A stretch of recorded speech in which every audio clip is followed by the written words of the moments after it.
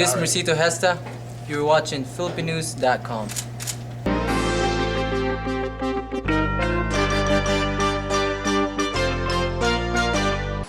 Thank you. First of all, let me thank the Presidio Trust, the American media for hosting this morning's event. For the Filipino perspective, I can think of several instances where exclusion where exclusion has happened in our community.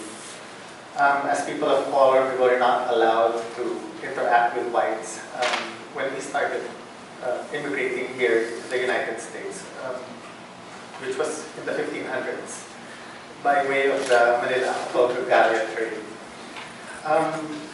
Anti-miscegenation laws prohibited Filipinos from having intimate relations with white women. Actually, the anti-miscegenation laws were for Mongolites, what they term as Mongolites, but what they did was, since they found that Filipinos did not technically belong to the Mongoloid population, they updated the anti-miscegenation laws in California to include Malay, those of Malay race. In Stockton and other farming communities where Filipinos settled, it was not uncommon for people to have these. Positively, no Filipinos allowed, and get rid of all Filipinos or will burn this town down. And there are also signs where it says, Filipinos or dogs not allowed. Second example that I can tell you is that of the experience of the Filipino-American veterans who fought in World War II.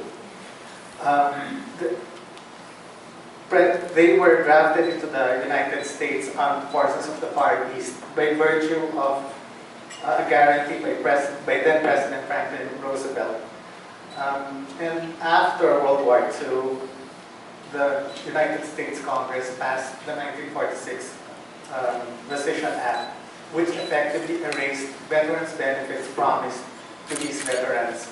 There were about 250,000 who were drafted into the USAFFE, or USAFE, and only a few thousand were able to immigrate to the United States. The fight has been ongoing for full benefits for these veterans, but they've gotten piecemeal benefits, and recently the Congressional Gold Medal was passed into law. Yet the full benefits still elude these brave soldiers. And there are only a few thousand who remain from the original 250,000.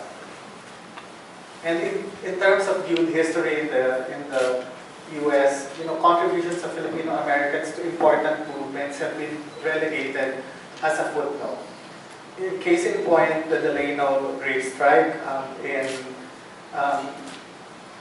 which was started when Philip Veracruz and Larry Itliong started that strike against the grape growers in Delano.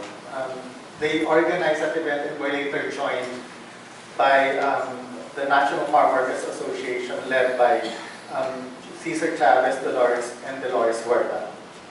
I mean, for the written history, not a lot of people know that they were part of the original core that organized the farm workers movement.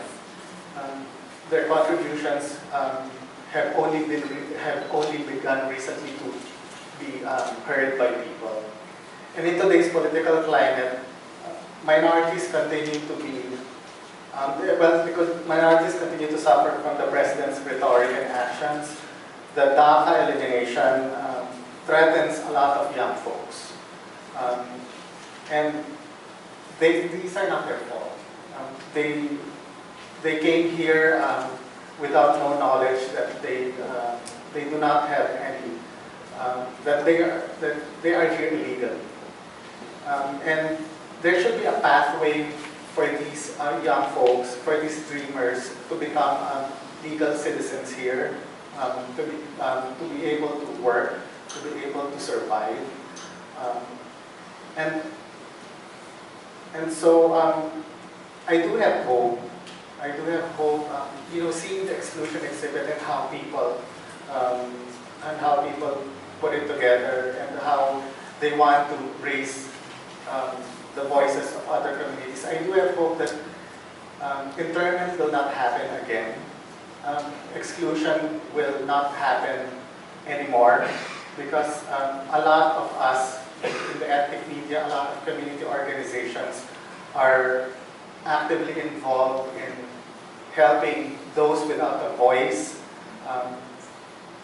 have a seat at the table. Thank you.